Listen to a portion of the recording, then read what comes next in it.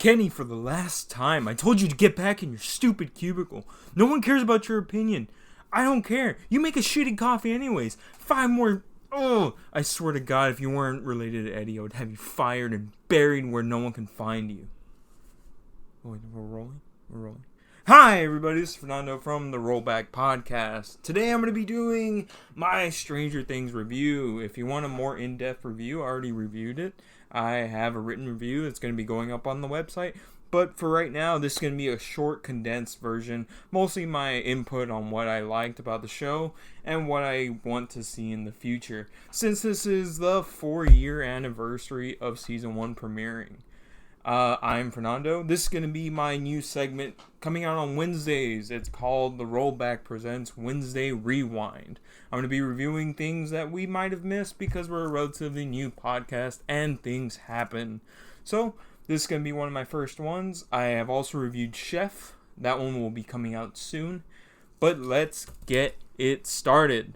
Stranger Things was a show that was produced and distributed by Netflix. It came out in 2016, July 15th, 2016. And it caught on like fucking wildfire from what it seems like. Because I remember when it first came out, everyone was telling me about it. Everyone was like, you have to watch it. You have to watch it. Me being the cool guy that I am, I was just like, I'll get around to it. I eventually did watch it. I remember I had started watching it when it first came out. And it got to the Dungeons and Dragons part. And I just pressed pause and didn't pick it back up for another 2 months. But when I picked it back up, I was hooked. I mean, from the initial taking of Will to the very end where 11 disappears. Spoiler alert, sorry. It's been 4 years. If you haven't seen it by now, then what are you doing with your life? Probably better things than I am. And so, yeah, I mean, from the first moment of the show to the last, I was pretty much hooked. And it shows in my life because I have 3 gigantic posters for season 1, 2, 3. I have 2 smaller posters and one that you couldn't find anywhere, but luckily I had found a wallpaper for it, and I had the poster printed out myself. What are you going to do? Don't judge me. I don't need it. And so, yeah, I mean, the show really had a great cast with Millie Bobby Brown, Finn Wolfhard, Noah Schnapp, Gaten Matarazzo, Caleb McLaughlin, Joe Keery, David Harbour I want to talk about for a second, because I had always seen him in movies, and he was always pretty much your generic guy in the background.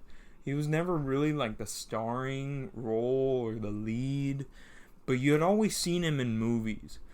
And man, when he came out in this show, he finally broke that bubble of just being another actor and really came out swinging.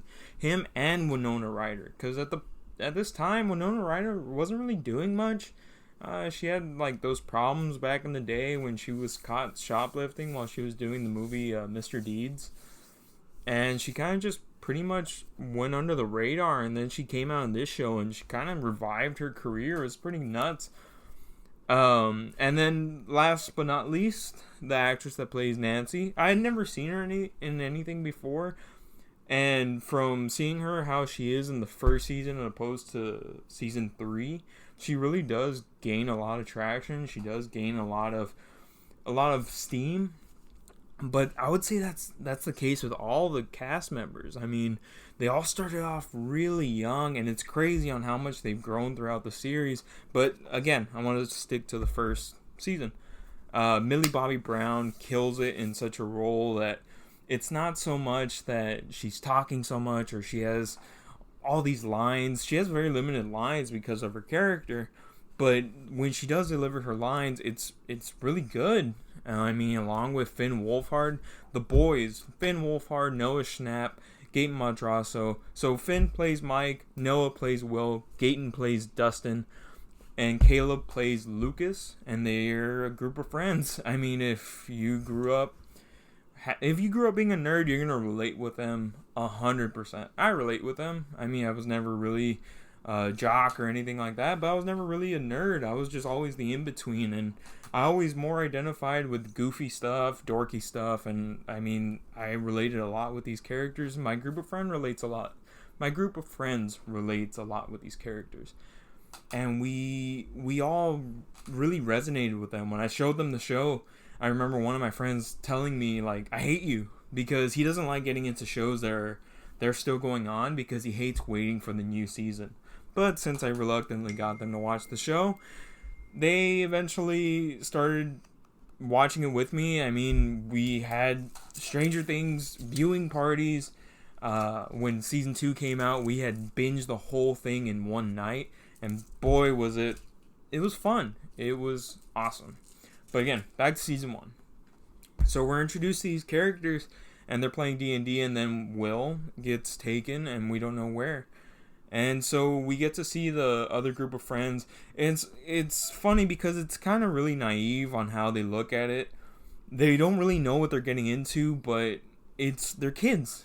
This is how they would do it. This is how you would go about it. And so the way that they do it is actually really well done. And their chemistry, all their chemistry together is very well. I mean, you can really see them being friends. A lot of times in ensemble casts, especially in TV shows where you have to have the ensemble, for the most part, unless like it's centralized around a main character, this one's more centralized around several characters, and they all play their role really well. And you can see that because, I mean, as far as season 3 goes, none of them have been replaced at all. So, I mean, everything seems to be going well. Let's talk about Millie Bobby Brown real quick. I had never seen her in anything until this show. I mean, and when she comes out on this show, you feel her presence, you feel her being known, and even with those limited those limited lines, because her character doesn't talk much, because she was raised in a lab, and she was pretty much held prisoner her entire life, so her vocabulary is pretty limited. But whenever she talks or whenever she does something, it's felt. And you see that in various examples. I go over it in my written review. So please go to the website and check it out if you really want to see an in-depth look at each episode. Along with, let's start with Mike's sister, Nancy. I had already done a little bit about her. Let's go on to the next character that is also introduced through Nancy. Steve Harrington, Joe Keery. I never seen him. A lot of these actors, aside from David Harbour and Winona Ryder, I had never seen them in anything before. So this is the first time I've been introduced to them, and I mean, I cannot see them being replaced at all. They embody these characters, and then when you see how they grow throughout the series, like you can really you can see how they embody these characters. And Joe Keery. The character with Steve, I mean, when you're seeing him throughout the show, you're kind of like, all right, who's this guy gonna be? Is he gonna be a villain? Is he gonna be a dick? Or is he gonna be a good guy? And you kind of get the impression that he is a jock. He's kind of King Dick around the school, and you're kind of just like up in the air of whether you're gonna like him or not. The next character I want to introduce is the character who plays Jonathan, Will's older brother. I mean, Charlie Heaton, he really does a good job in this role. He's pretty much the opposite of Steve. He's just a loner. He likes to film stuff. He likes to take pictures. He kind of just stays with himself and his brother. I mean, he pretty much looks after him because their dad walked out on him. Their dad was just a piece of shit.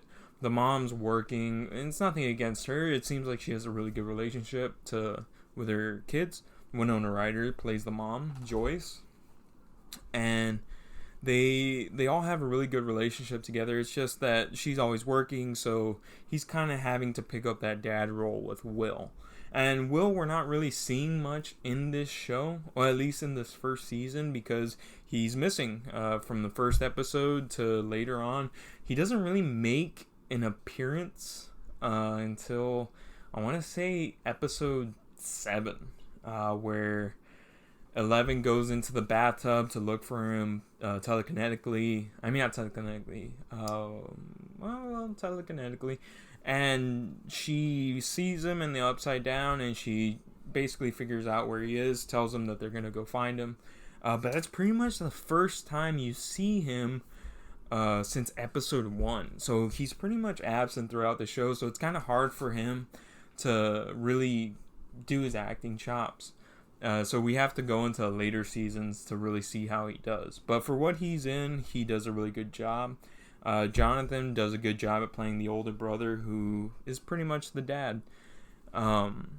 So yeah, with the cast, you really see them all do really well. Even with the boys, Finn, Gaten, and Caleb. Finn, now you've seen him in multiple things like It Chapter 1 and 2. And he's a really good actor. The Golden Finch, I believe he's in that one as well. The Turning. He's done some other roles.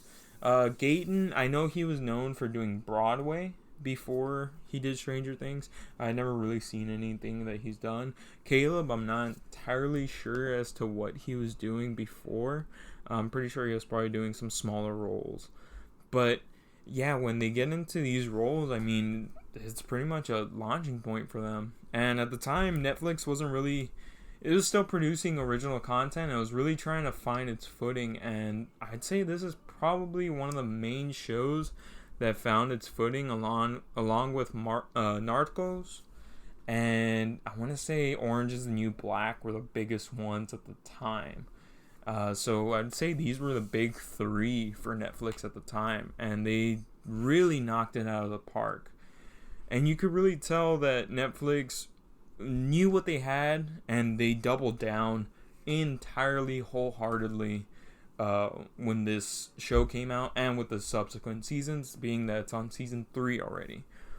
And then let's talk about the atmosphere of the show. The atmosphere of the show, it's this small little town in Indiana. You could tell it's pretty much your quintessential American born and bred town. And it's not so much that there's these exciting things going on here. And so for all these strange things to be happening, it's it's peculiar. And it's pretty much the most exciting thing that's happened in their lives. I mean, let's talk about the main villain a little bit. The main villain of the show, well, there's 2. There's the Demogorgon. It's the monster that comes from the Upside Down. It's this 9-foot tall creature, 9 or 6 feet, I can't remember, but it's around 9 or 6 feet. Its mouth opens up kind of like a Venus flytrap, except with 4 flaps, and it has teeth all over it. Thing looks nuts. And imagine seeing that thing pop up and you're gonna die. You're gonna die before it even gets you. But yeah, it's pretty much the main villain, because it's kind of like the shark in Jaws. It pops out, and when it does, you really feel its presence. The second villain, I would say, is Matthew Modine, who plays Dr. Martin Brenner, who runs the lab in Hawkins where Eleven escapes from. In the show, he had been known for doing the experiments like MK Ultra, where they were giving people acid and messing with their minds. And apparently this went to the point where it produced children with abilities. Like 11, for example. 11 has the power of being able to move things with her mind, and she's able to basically travel with her mind to other parts and spy on people. That's what originally happens in the show. They were going to use her to develop spy techniques for spying on the Russians, and while she's doing that, she accidentally opens up the gate to the Upside Down, where she meets the Demogorgon. And there's this entire fear-based thing that's happening between her and the Demogorgon, because she feels so bad that everything is happening because of her, and she wants to make it right. And that's where the rift between the main group of characters, the boys, Mike, Will, Dustin, and Lucas, and 11, because they find 11, and you can tell Lucas is he's a little thrown off by 11's presence, and so you can tell there's a little bit of a pissing contest, and he's kind of like marking his territory. And at one point they're going to look for the gate, and Lucas can tell, like, hey, like, something's not right. We've been walking around in circles for a while, and we're actually going farther away from where it says it's supposed to be, the compass. And he figures out that it's 11 messing with the compass, and that's when a whole riff happens between Lucas and Mike, and it just throws off the whole thing, and throws off this whole fight, and it comes to light that 11 opened up the gate, and she is incredibly sorry. She didn't mean for it to happen. It wasn't even her fault. She was being used by this government entity, the Department of Energy, quotations, and she was being used to basically do these dastardly things for this company. And, well, it's more like the U.S. government, but that's neither here nor there. It's a fictional show. But yeah, we see that, and then you pretty much see how Hawkins is just this really quiet town. You see Jim Hopper. Yeah, Jim, that was my Boston accent coming out. We see Jim Hopper coming out, and he's pretty much the police chief. He's a police chief of Hawkins, and he's had some things happen to him. In the later episode, the last episode, you find out that he had a daughter. She died of cancer. Actually, you find out in episode 1, you find out that he had a daughter that died. But in episode 8, you pretty much find out what happened. She died of, I'm assuming it's cancer. You don't really know for sure, but yeah, it looks like it's cancer. And so he pretty much regressed in his life. His wife left. So now he's pretty much your town drunk / police chief. And this show, at least his first season, pretty much works kind of like his redemption, because I mean something bad happened in his quiet town, so now he has to fix it. He has to make sure everybody feels safe. And he knows Joyce, so they went to high school together. So there's these connections, these underlying connections between characters that we don't know, but we see, and they all work out pretty well since it's supposed to be a small town. Aside from the small town aspect, the only other real main locations are the middle school, the high school, and the lab where all these experiments are happening. And we see more of the lab throughout the show. That's where the gate for the Upside Down is, and that's where we see the introduction of Hopper basically becoming this go-between the government and Hawkins. It happens at the end of the show. But yeah, we see Hopper take on this new role of protecting his town near the end of the show. The high school we see a little bit more of, because there is a point where the pretty much last battle happens, where the Demogorgon is being hunted by Nancy, Jonathan, and subsequently Steve Harrington. And so after their failed attempt to kill him, he disappears back into the Upside Down. And while 11 is trying to be ascertained by the dastardly lab technicians, quote-unquote government people, the Demogorgon shows up, and that's where he makes his final stand. But yeah, I just want to talk about real quick about some of the character changes we see throughout the show. Two of the biggest ones for me that I would say I noticed were Steve Harrington and Captain Jim Hopper. We see Steve Harrington go from being King Dick of the school, and there's that point where he thinks that Nancy's cheating on him, and he does some really messed up stuff, and he spray paints that she's a slut on the movie theater outline where they put like the movies and movie times. And so he does that, but he ends up getting in a fight with his best friends, and he ends up making a turn, a real good turn from heel to good guy. And I was pretty happy to see it, because I was really wondering where this character was going to go, and seeing where the show has gone since this point, I'm really happy where they went with this character. He ends up becoming one of my favorite characters throughout the series. And along with Jim Hopper comes off as lazy in the very first episode, and then he kind of makes the turn, because I mean I understand as to why he doesn't believe Joyce, especially when like everything starts happening. Like, he doesn't believe that Will's alive. They find that body, and it turns out to be a fake. One of my favorite sequences in the show is when Jim Hopper finds out the body of Will is fake, the one that they found in the quarry. And it turns into this espionage scene where he's just like, what is going on? And he, at the beginning of episode 5, I want to say, he breaks into the lab, knocks out some guards, and figures out like something else is going on here. These guys are doing something here, and they're covering something up, because this isn't Will. Will's dead. And at least that's what we're told, that Will's dead. But no, he isn't. He's not dead. They're faking his death because they're trying to cover something up. They're trying to cover up that they know what happened, and then they know what happened to the people that aren't going missing. Because over the course of the show, several people go missing, most notably Will. Next would be Barb, Nancy's friend, who ends up being killed by the Demogorgon.